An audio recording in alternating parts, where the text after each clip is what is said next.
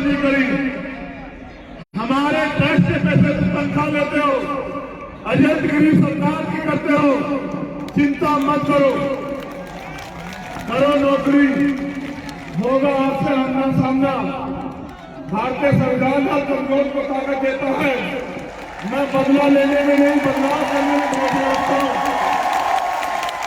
जिनके लिए आज व्यवस्था नहीं की, वो लोग इस अपमान को समझेंगे और वो मेहनत करेंगे और इतनी ताकत बनाएंगे, कल उनको सलाम करना पड़ेगा। आपको याद रखना मेरी बात को।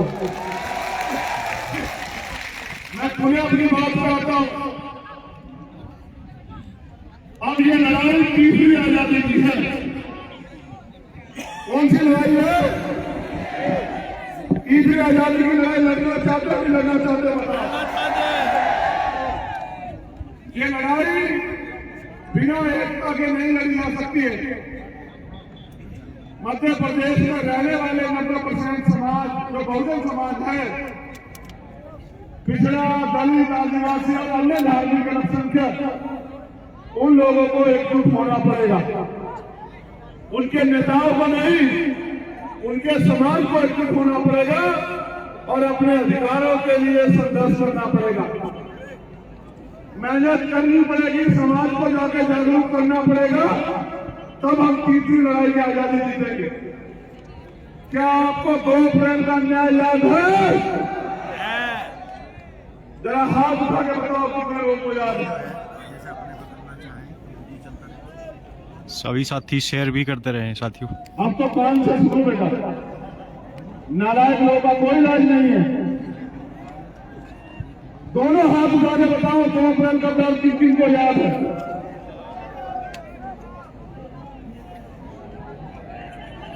खून के आंसू रुलाए सरकार ने, खून के आंसू, हजारों लोगों ने जेल काटी,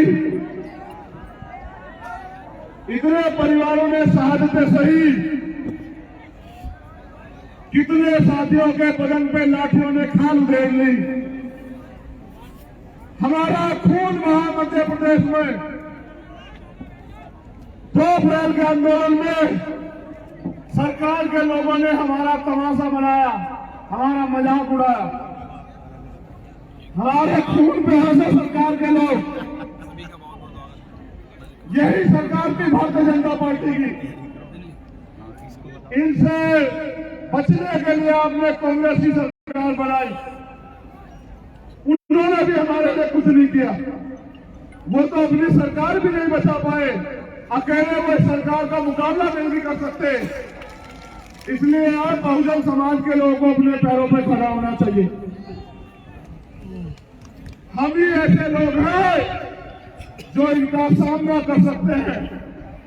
ये दम अब यहाँ की कांग्रेस पार्टी में नहीं रहा। बहुत बढ़िया, बहुत बढ़िया। अब अगर इस निकम्मी सरकार को कोई उखाड़ कर फेंक सकता है तो वो यहाँ उपस्थित मेरा बहुजन समाज है, वही उखाड़ कर फेंक सकता है। कोई उखाड़ नहीं सकता। हमारे हक छीने जा रहे हैं, हमारे प्रदेश में हमारे हक छीने जा रहे हैं, क्योंकि हम लोग एकजुट नहीं है। अगर हमें हक बचाने हैं या हक देने वाला बनना है तो हमें एकजुटता करनी पड़ेगी। क्या आप एकजुटता के लिए तैयार हो? जो सवाल पूछ रहा हूं उसका जवाब मन से दोगे? अगर पिछड़े वर्ग के भाइयों के अधिकारों पे आ जाओगी तो खून देने के लिए तैयार रहोगे? बताओ, दोनों हाथ उठा के बताओ। अगर मेरे आदिवासी भाइयों पे न्याय होगा तो संघर्ष करने के लिए, खून देने के लिए तैयार होगे? बताओ। और जो यहाँ मेरा आदिवासी और पिछड़े वर्ग का परिवार है, अल्पसंख्यक वर्ग का, मैं अल्पसंख्यक वर्ग के लिए भी पूछना चाहता हूं, उनके साथ अन्याय होगा तो उनकी लड़ाई लड़ने को जो तैयार हो या नहीं हो? बताओ। अब मैं इनसे पूछना चाहता हूं, क्या आप इन दलित समाज के स्वाभिमानी लोगों के हक अधिकार की लड़ाई को उनके साथ मिलकर लड़ने के लिए तैयार हो या नहीं हो? बताओ। अगर ये एकता बन जाएगी, भाईचारा बन जाएगा तो हमारे लोग आगे बढ़ेंगे। मैं खुद अपने भाइयों के लिए इस एकता को बनाने के लिए हमेशा प्रयास करता रहता हूं। अगर खून भी देना पड़ा तो चंद्रशेखर आजाद का ये वादा, भीम आर्मी का ये वादा, हमारे राष्ट्रीय अध्यक्ष, हमारे राष्ट्रीय महासचिव, हमारे तमाम सीनियर नेता यहाँ हैं, हमारे प्रदेश के दोनों अध्यक्ष, मैं चंद्रशेखर आजाद आपसे वादा करता हूं, इस एकता के लिए अगर अपने खून का भी बलिदान करना पड़ा बहुजन भाईचारे के लिए तो हम लोग तैयार हैं। कुर्सी की तो क्या हैसियत है, कुर्सी तो बहुत छोटी बात है। हमें दुश्मन की साजिश को कामयाब नहीं होने देना, अपनी एकता बना के रखनी है। आज हम यहाँ क्यों इकट्ठा हुए बताओ? मांग पत्र देने के लिए। जो मांग पत्र मैंने पढ़ा, तुम चाहते हो उसकी मांग पूरी हो? दोनों हाथ उठा के बताओ पूरी हो या नहीं? पूरी होना चाहिए। वो जो वहां खड़े हैं वो बताओ पूरी हो या नहीं हो? ये मांग पत्र तुम्हें क्यों देना पड़ रहा है? क्योंकि तुम्हारा राज यहाँ नहीं है। ये मांग पत्र सरकार को हम लोग 1 महीने का समय देते हैं अध्यक्ष जी। अगर 1 महीने के अंदर हमारी मांगे पूरी नहीं हुई तो हम इससे भी बड़े जन सैलाब के साथ फिर भोपाल आएंगे। लेकिन मुझे आपसे कुछ और कहना है, मुझे आपसे कुछ और कहना है। अगर मांग पत्र का मैं घोषणा पत्र बना लूं, अगर एक से अकेले रहोगे तो मांगना पड़ेगा, मांगना ऐसे। और अगर एकजुट हो जाओगे तो ये तुम्हारा घोषणा पत्र हो जाएगा, घोषणा पत्र। तुम्हारी जो मांगे हैं वो लिख के तुम मुझे दे दो। और एक स्वस्थ बच्चे का पैदा होने में, इस धरती में आने में 9 महीने लगते हैं। इस 9 महीने का समय तुम लोग मुझे मेरे साथ संघर्ष करने के लिए दे दो। पहली बात, तुम्हारी जो भी मांग है उस मांग का मांग पत्र बना के मुझे दे दो। और एक स्वस्थ बच्चे को पैदा होने में जितना समय लगता है, मैं 10-20 साल तुमसे नहीं मांग रहा हूं बहुजन समाज के लोगों, उस 9 महीने का समय मुझे दे दो। मैं आपसे वादा करता हूं, आपकी सारी मांगों को 1 दिन के अंदर पूरा करके हम लोग दिखाएंगे, मेरा वादा। और इस मंच पे बैठे 100 से ज्यादा लोग अगर विधानसभा में ना पहुंचे तो मुझे कहना, मेरा वादा है आप लोगों से। अगर आप 9 महीने मात्र संघर्ष करने के लिए तैयार हो जाओ, 9 महीने का समय देकर संघर्ष करने के लिए कितने लोग तैयार हैं जरा बताओ? सब तैयार। चलो हाथ नीचे करो। आपको नेमावर का न्याय याद है? आप बैठे हैं मेरे साथ नेमावर। देखो, जब आपका राज नहीं होता तो क्या होता है। मेरे परिवार को नेमावर में जानवरों से भी पूरी तरह अन्याय करके दफना दिया गया और मेरी बहन भारती खून के आंसू रोती रही।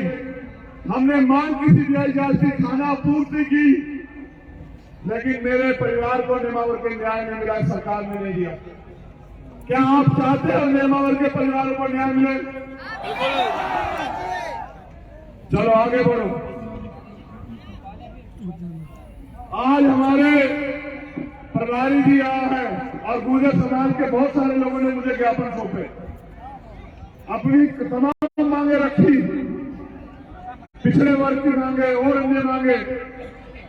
एक इतिहास की भी मांग है कि भाई हमारे इतिहास को लूटा जा रहा है, चुराया जा रहा है। ये बड़ा भोला समाज है यहाँ मध्य प्रदेश में। मैं उनको ये याद दिलाना चाहता हूं, अगर उनको याद हो, इतिहास से सीख लेनी चाहिए, अपना इतिहास बताना चाहते हो ना, याद करो राजस्थान में 75 गुर्जर समाज के भाइयों को किस तरह से गोलियों से छलनी करके इस भारतीय जनता पार्टी की सरकार ने खून के आंसू होने के लिए पूरे गुर्जर समाज को मजबूर किया। याद करो, उन माओं को याद करो जिन्होंने अपने बच्चों को, अपने बेटों को खो दिया। क्या बात करते हो? इनसे उम्मीद करते हैं कि तुम्हें न्याय देंगे। इन्होंने इतिहास लिखा तो भी हमें अपमानित किया। अगर अपने इतिहास को बचाना चाहते हो, अपने वर्तमान को स्वाभिमान सम्मान से जीना चाहते हो, तो अपनी ताकत बनाओ, गुलाम नेताओं को छोड़ के आओ मेरे लोगों, मेरा 9 महीने के लिए साथ दो, देखो चल रहे मध्य प्रदेश में इतिहास भी बचेगा, इतिहास भी बचेगा और इतिहास बनेगा भी। जैसे आज यहाँ इतिहास बना है, हमारे ओबीसी महासभा के लोगों ने मुझसे कहा कि किसी बहुजन समाज के नेता ने, संगठन ने इतनी बड़ी रैली नहीं की। भोपाल में 1997 में माननीय काशीराम साहब जी यहाँ आए थे। मैंने उनसे कहा इससे पहले आप लोग इकट्ठा भी नहीं हुए, आज आप इकट्ठा हो गए हो तो देखो इतनी बड़ी रैली हो गई है। अगर आप इकट्ठे होकर चलोगे तो तुम्हारा राज भी मध्य प्रदेश में स्थापित हो जाएगा। सरकार इतनी डरेगी आज की आपकी रैली के बाद कि कुछ लोग जो मंच पे बैठे हैं, हो सकता है कल उनको भाजपा ज्वाइन करा ले।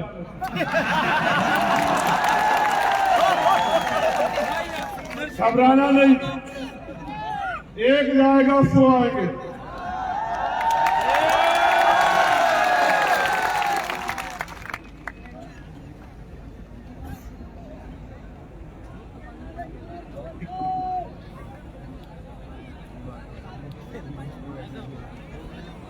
मुख्यमंत्री ने अभी घोषणा की, रविदास जयंती के अवसर पर 100 करोड़ रुपए की घोषणा की। इससे पहले उन्होंने घोषणा की थी उज्जैन में 50 लाख रुपए की, इंदौर में भी की थी 25 लाख रुपए की। मैं मुख्यमंत्री से पूछना चाहता हूं, शिकारी आता है, दाना फेंकता है, हमारे लोगों को फंसाता है, जब हमारा आदमी दाना चुनने के लिए जाता है तो उसकी गर्दन पकड़ लेता है। जिन्होंने पिछले 4 साल में नहीं किया वो अब आपके लिए करेंगे। अब मैं आज आपसे ऐलान कर रहा हूं कि जो सरकार 5 साल में नहीं कर पाई, हम लोग 1 साल में कर देंगे। जो मांग पत्र आपका है वो घोषणा पत्र बना के काम कर देंगे। अभी बजट आएगा, मुख्यमंत्री जी और घोषणाएं करेंगे। इनकी घोषणा में तो नहीं तुम लोग आने वाले, शिकारी के जाल में तो नहीं फंसोगे। नहीं, दोनों हाथ उठा के बताओ। बहुत अच्छे। मुख्यमंत्री ने कहा 1 लाख नौकरी देंगे अगस्त तक। कहा ना, जो मुख्यमंत्री अपने स्वाभिमान सम्मान की रक्षा न कर पा रहा हो मध्य प्रदेश में, वो हमारे लोगों की स्वाभिमान सम्मान की रक्षा क्या करेगा? क्योंकि वो भी मेरे परिवार के व्यक्ति है। मैं उनके साथ जो अपमान किया गया, मैं उसके लिए भी खेत प्रकट करता हूं कि किसी को अधिकार नहीं है पिछड़े वर्ग के मुख्यमंत्री को अपमानित करे, लेकिन उनको भी अधिकार नहीं है पिछड़े वर्ग का कहलाने के लिए। जब वो नगर निकाय चुनाव में पिछड़े वर्ग के अधिकार को खाने का काम करते हैं भारतीय जनता पार्टी के साथ मिलकर, उनको भी कोई अधिकार नहीं है। अब मैं ये पूछना चाहता हूं, 1 लाख नौकरियों में SC, ST, OBC का आरक्षण कितना पूरा करोगे ये भी बताओ। 2 लाख से ज्यादा बैकलॉग पड़ा हुआ है, उसको कब भरोगे मुख्यमंत्री ये भी बताओ। 68,000 की भर्ती हुई, हमारे नेता जानते हैं उत्तर प्रदेश में 69,000 की शिक्षक भर्ती, 20,000 पद ये सरकार खा गई थी भारतीय जनता पार्टी की। इस सरकार से हमें कोई उम्मीद नहीं है। आप इस निकम्मी सरकार से कोई उम्मीद ना रखो। अब काम की बात सुनो, राजनीतिक बात बताओ आपको।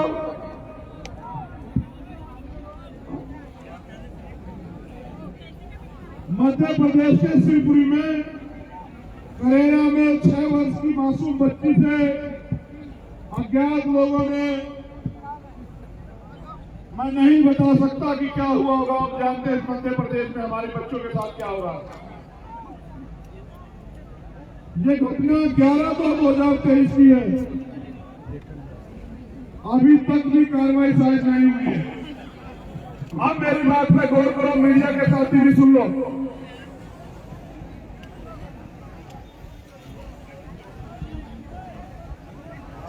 मैं जो बात आपसे कह रहा हूं, अगर ये भारतीय जनता पार्टी और कांग्रेस कर दे तो मीडिया के लोग इस पे सवाल पूछना।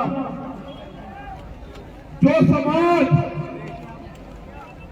सरकार बना सकता है वो अपने लोगों की सरकार क्यों नहीं बना सकता? इस मध्य प्रदेश में अनुसूचित जाति जनजाति का मुख्यमंत्री क्यों नहीं बन सकता? आप बताओ मुझे। मेरा वादा है कि हम लोग भाईचारा बना के एक पॉलिसी बनाएंगे। सुन लो, आज मीडिया के लोग जानना चाहते थे ना, जो मान्यवर काशीराम साहब कह के गए उनका वादा हुआ है। अगर मेरे आदिवासी समाज के लोग तैयार हो जाए तो पहला आदिवासी मुख्यमंत्री हम लोग बनाने का काम करेंगे। और क्या बीजेपी कांग्रेस के लोगों को कहो कि वो बना के दिखा दें, वो बनाएंगे तो राज्यपाल या राष्ट्रपति जिनके हाथ में कोई पावर नहीं है, सिर्फ दिखावा करेंगे। बहुत नेता तैयार हो गए हैं मेरे आदिवासी परिवार में। तुम लोग मोर्चा, मेरा वादा है कि पहला आदिवासी मुख्यमंत्री मध्य प्रदेश में हम लोग बना के दिखाएंगे। इसी बात एक अनुसूचित जाति का मुख्यमंत्री, एक पिछड़े वर्ग का मुख्यमंत्री, उप मुख्यमंत्री और एक अल्पसंख्यक समाज का मुख्यमंत्री। ये 4 ताकतवर लोग हम लोग अपनी सरकार के जरिए मध्य प्रदेश में बना के दिखाएंगे। और चारों को बराबर पावर होगी कि चारों लोग इन वर्गों के हितों के लिए कानून बनाए और फैसले लें। आप ये बताओ, वोट हमारा, राज तुम्हारा, कब तक इस देश में चलेगा? आप बताओ। नहीं चलेगा, नहीं चलेगा। जातिगत जनगणना होनी चाहिए, नहीं होनी चाहिए? बताओ। होनी चाहिए। जाति धर्म के नाम पर जो अन्याय हो रहा है वो रुकना चाहिए, नहीं रुकना चाहिए? बताओ। मेरी आवाज आ रही है? मेरी आवाज आ रही है? देखना, मुझे बताओ, हमारी बहन बेटे पर जो अत्याचार होता है, जो खून के आंसू हम लोग रोते हैं, वो खत्म होना चाहिए, नहीं होना चाहिए? बताओ। जो पढ़े लिखे नौजवान बेरोजगार घूम रहे हैं, उनको रोजगार मिलना चाहिए, नहीं मिलना चाहिए? बताओ। ये कांग्रेस के लोग बीजेपी को कोसते रहते हैं, बीजेपी के लोग कांग्रेस के लोग को कोसते रहते हैं। इन बहुजन समाज को अधिकार मिलना चाहिए, नहीं मिलना चाहिए? बताओ। आप में से कितने लोग चाहते हो कि आदिवासी समाज का मुख्यमंत्री बने? हाथ उठाओ। मैं देख रहा हूं, उठा के रखो। मैं देखता हूं मेरे आदिवासी परिवार में कौन कौन साथ है। पीछे आदमी आदिवासी बनाओ, जब बात पड़ेगी। मैं भी हाथ नीचे कर लूं। इधर कर। तो जैसा मैंने आपसे कहा कि सपने उन्हीं के पूरे होते हैं जिनके सपनों में जान होती है, और पंखों से कुछ नहीं होता दोस्तों, हौसलों से उड़ान होती है। 1 महीने का समय हम लोग सरकार को देंगे कि सरकार हमारी मांगों को माने। अगर सरकार ने हमारी मांगों को नहीं माना तो 1 महीने के बाद हम लोग रणनीति बना के बहुजन समाज में भाईचारे के सम्मेलन कराएंगे और बहुजन समाज के लोगों को अपने पैरों पे खड़ा होने के लिए तैयार करेंगे। मेरे जाने के बाद ये हम गौर करेंगे, हमारी एक से नहीं लड़ोगे अपना वाला को। अगर लड़ोगे तो दुश्मन की नीतियों के खिलाफ लड़ोगे, एक दूसरे की ताकत बनकर लड़ोगे, एक दूसरे के खिलाफ लड़ोगे। बताओ करो वाला मुझसे, दोनों हाथ लगे वाला करो। अपना संविधान की प्रस्तावना करूंगा और भारतीय संविधान को लागू कराने का, रक्षा करने का संकल्प लेंगे।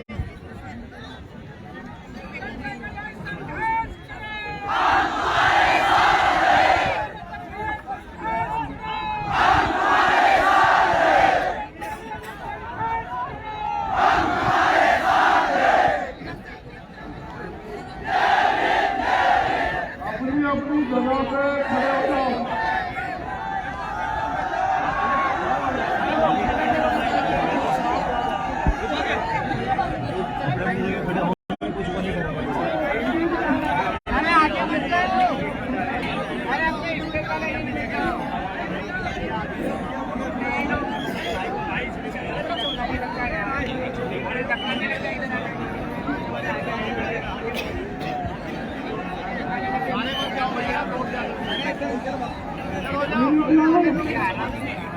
मेरे साथ संविधान की प्रस्तावना को दोहराओ, आगे करते हैं।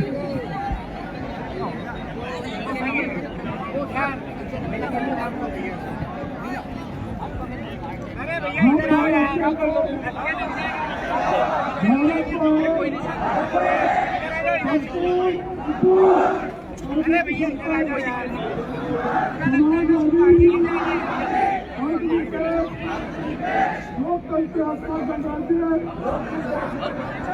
बनाने के लिए समस्त नागरिकों को सामाजिक, आर्थिक और राजनीतिक न्याय, विचार, अभिव्यक्ति, विचार, धर्म और उपासना की स्वतंत्रता, प्रतिष्ठा और अवसर की स्वतंत्रता प्राप्त करने के लिए तो व्यक्ति की गरिमा और राष्ट्रीय एकता और अखंडता सुनिश्चित करने वाली भूमिका निभाने के लिए संकल्प होकर अपनी संविधान सभा में आज तारीख 31 नवंबर 1949 को द्वारा इस संविधान को अंगीकृत और आत्मर्पित करते हैं। दोनों हाथ भारत संविधान की रक्षा करोगे।